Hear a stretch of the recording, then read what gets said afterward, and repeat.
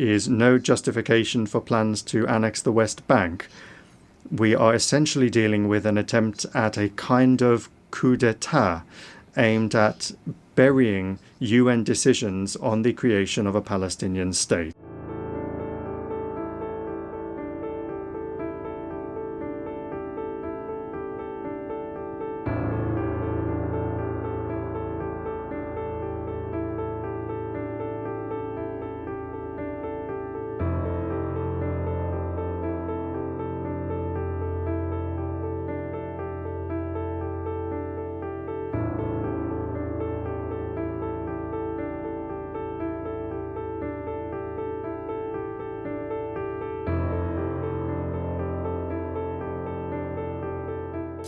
Russia firmly condemned the attack by Hamas militants on Israeli civilians on the 7th of October 2023.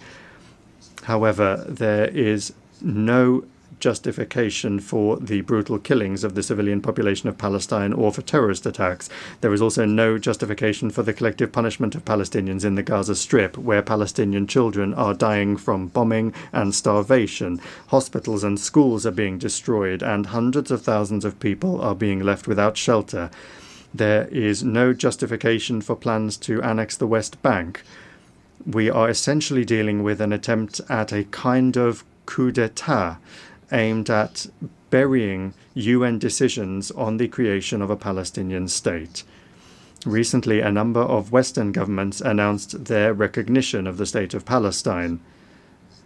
Moreover, they announced their intention to do so several months ago. The question then arises, why did they wait so long? It seems that they had hoped that soon, by the time the General Assembly session was convened, there would be nothing and no one left to recognize. The situation requires urgent action to prevent such a scenario, which was strongly advocated by the participants at the high-level international conference on Palestine.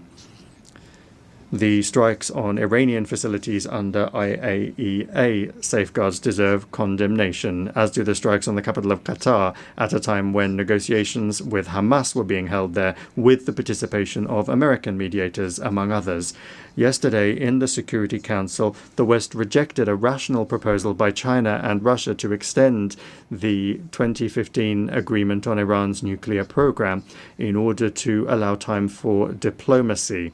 This has finally exposed the West's policy of sabotaging the pursuit of constructive solutions in the UN Security Council and its desire to extract unilateral concessions from Tehran through blackmail and pressure.